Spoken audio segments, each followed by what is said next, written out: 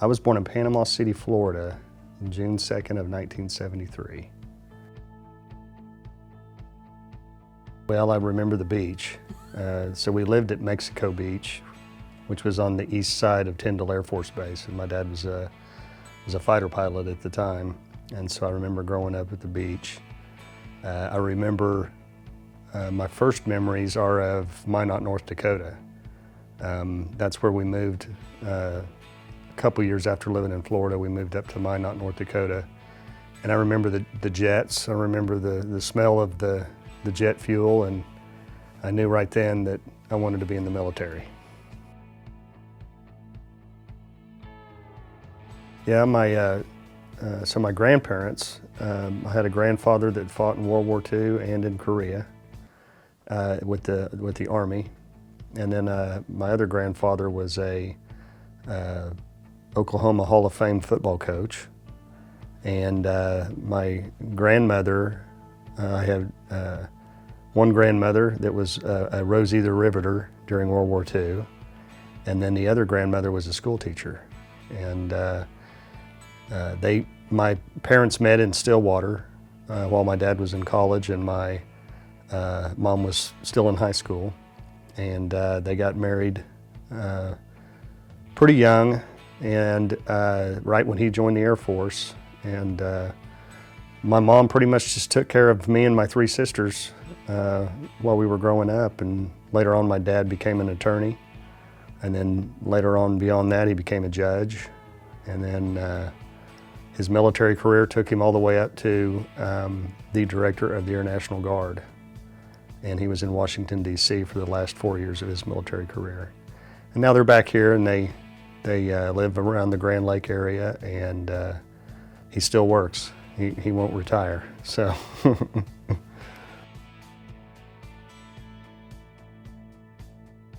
It is. Most of my family is from Oklahoma. I would, I guess, consider myself to be from Oklahoma, just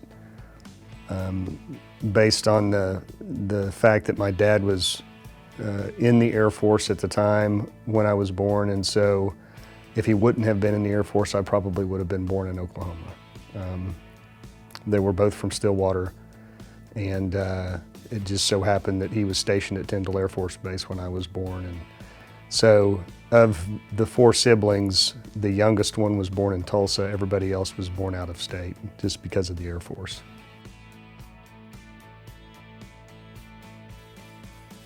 So I have several. Right now, I'm the Director of Joint Staff at the Joint Force Headquarters for the Oklahoma National Guard. And on the civilian side, I am an administrative officer for the U.S. Fish and Wildlife Service up at Salt Plains National Wildlife Refuge.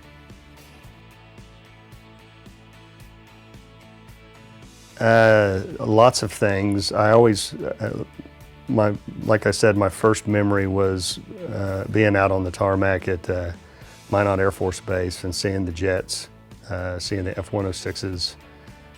They were refueling. They were on alert for some reason, and went up there to see my dad, who had to stay at the squadron house while they were on alert. And I remember walking around in the snow, and I remember looking out and seeing the jets and thinking, that's what I want to do. There's a funny meme out there that says, I wanted to be Air Force, but my grades say Army. And that's kind of what happened with me in junior high and high school. And I wasn't going to get to go to the Air Force Academy. There was some things I wanted to do in my youth, and I was heavy into sports, and still wanted to do that when I went into college, and so I was kind of looking for a school for that. And after a football season, my junior year, the National Guard had a pizza feed out at the Stillwater Armory, and I went to that. Got to look at some of the, got to talk to some of the soldiers, got to look at some of the equipment, and in the back they were firing an M60 machine gun, and so I got to fire about 10 rounds with that, and I said, where do I sign up?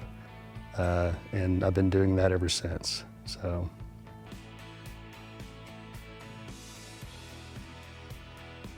Okay. 93 was the start of the state partnership program, and it was a little bit later that Oklahoma came into the mix. And so what the state partnership program did was really look at, it started off with the former Soviet bloc countries, like Poland, Slovenia, Slovakia, Estonia, Latvia, Lithuania, kind of those countries that were satellite countries of the former Soviet Union. And we started looking at partnering with them and setting it up that each state would partner with the country. A little bit later, Azerbaijan came into the picture, and so Oklahoma was picked to sponsor Azerbaijan. And what we intended was to have kind of a shared knowledge of military tactics back and forth. They were two totally different ways of conducting the military, and so it was very interesting to see at first how different they were from us as far as their structure, as far as their command structure, as far as their weaponry and things like that. And so it was a learning experience for both of us. But it later changed, I think, with the global war on terror and some events like that. It later changed to more of NATO interoperability, to where some of these countries would be able to go in and be structured with a NATO force and know the tactics and know how to communicate. And so we started small with Azerbaijan, and it started with a company of soldiers, about 120 soldiers.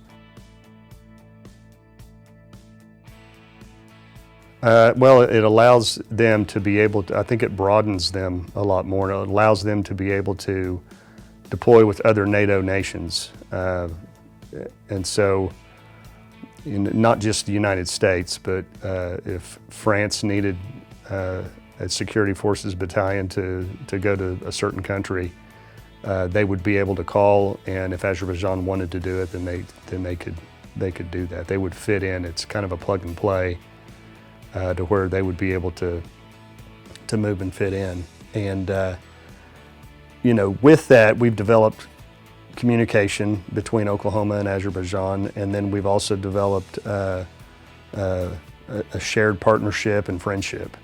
And that carries on so much. There's been some events that have occurred, in our past where certain countries may shut down towards the United States. For various political reasons or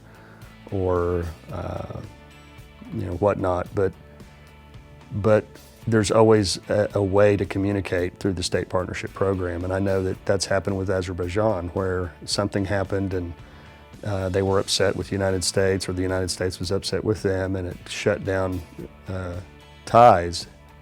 But Oklahoma and Azerbaijan have always maintained those ties, and so that communication still lasts, with us. And it's starting to grow. It's not just the military, it's growing outside the military. Oklahoma State University is starting to partner with the Azerbaijan Agricultural University, and they're starting a shared program there. There's lots of oil and gas opportunities between the two, between Oklahoma and Azerbaijan, and so it's funny. I said, well, how did, and this was a long time ago, it's probably about 15 years ago, I asked the question, how did Oklahoma get Azerbaijan? How did that happen? And I thought it was a joke when they said, well, Oklahoma has lots of oil and natural gas, and so does Azerbaijan, and they thought it would be a good fit.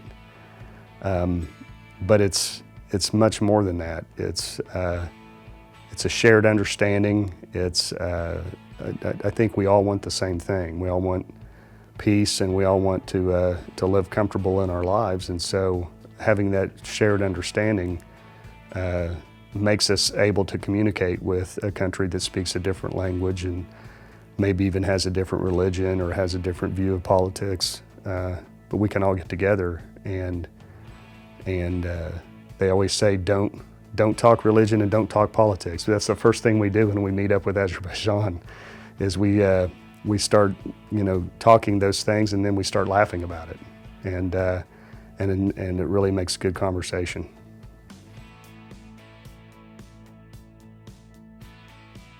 Yes, we have all sorts of different programs. Our CST program, our Weapons of Mass Destruction unit, has a very good relationship with Azerbaijan. They share the same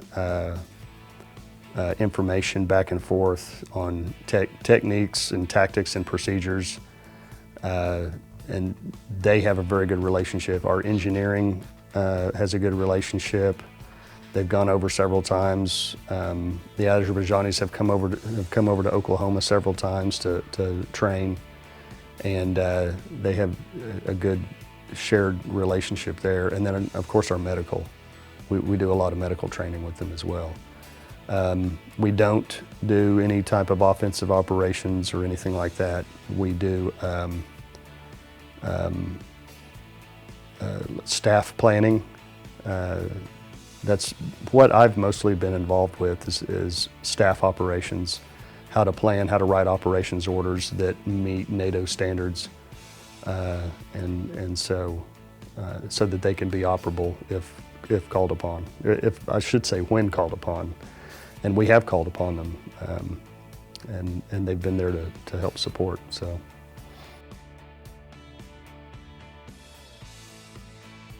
Right now it is. There has been talk with some other countries. I know that Ethiopia was on the list, and we were looking forward to that, but they had a civil war. And so there's certain parameters that we can operate in, and then there's certain ones that take a country out of the state partnership program.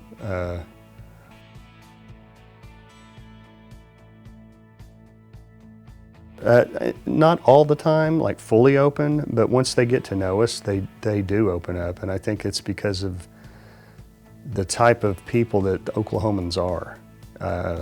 And once they start working with us, they tend to like us. And that's been that way, throughout. I can remember being in Kuwait and working with the Kuwaitis, in a couple of tours in Iraq and a tour in Afghanistan. Every time we went in and we partnered with the locals, we got along with them very well. And I think it's just because of how Oklahomans are raised, how we communicate, and how we care for each other that makes us perhaps better than some of the other states. Or perhaps better than the regular Army as a whole, is just because of how we communicate, the respect that we show people. I always think of a quote in the movie Roadhouse with Patrick Swayze is, "Be nice until there's a time not to be nice." And that's really that really describes Oklahomans. We're very nice, but then there's just that moment where things get serious and it's time not to be nice, and then that's when we do what we're trained to do. But we tend to get along very well throughout the world, and I can think of times in Germany that we've had to work with people. Ukraine, we've had a deployment to both Kosovo and Ukraine, and we've gotten along very well in those countries as well.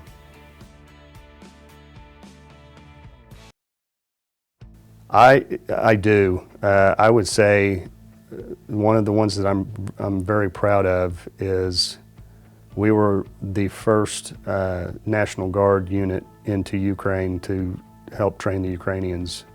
And we had just followed two active duty units. They had just stood up this new program, and we were training the Ukrainians in NATO interoperability. And I had a conversation with their battalion commander because they didn't have a NCO corps for non-commissioned officers. And he walked in, and my sergeant major was sitting in the desk right next to me, and he and I were talking business, talking what the next training objectives were going to be for his battalion. And towards the end of the conversation, he stopped and he kept looking over at the sergeant major, and finally he stopped and said, "Who is this guy?" And I said, "Well, this is my sergeant major." And he says, "Well, what does he do?" And I said, "Well, he cares and looks after the soldiers, and he has my authority. He's my right-hand man, and there's only so much I can do, and he's here to make sure that it gets done."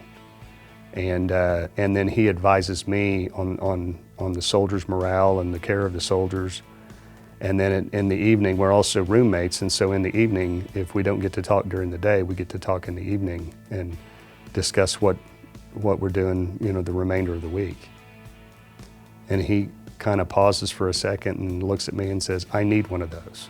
And I said, "Yes, you do. You desperately need one, and we'll find you one if that's what you want." And so we started the NCO program, and then it later led to an NCO Academy. And then I think we can all see what it's doing in their war against Russia, because Russia doesn't have an NCO Corps or an NCO Academy. And you're able to take those orders and delegate them down to the last person, and Russia can't do that. And so they're really doing a good job, and I can think back and say I was a part of that. I try to relax. Usually when I get home, there's things to do when I get home, and so I've got to catch up there. And but that's there's not a lot of time that I'm at home. So, but when I'm there, I try to relax, take it all in. I have a nice place that has beautiful views all the way around it, and so just sitting out on the back porch with a cup of coffee is a great way to spend after running around all over the place. And whether it be going to Azerbaijan or going to Washington D.C. or driving around the state, to get home, put my feet up, watch the sunrise or the sunset is a pretty neat thing.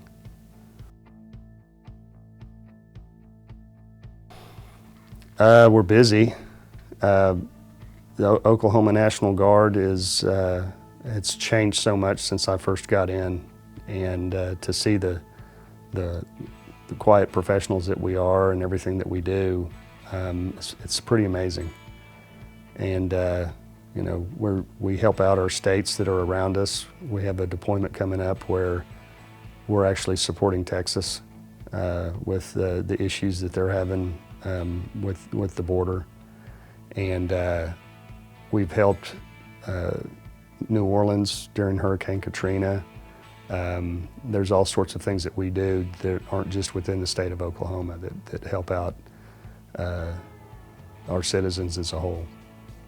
If you enjoy this video, please press the like button and keep watching for more for the state of Oklahoma.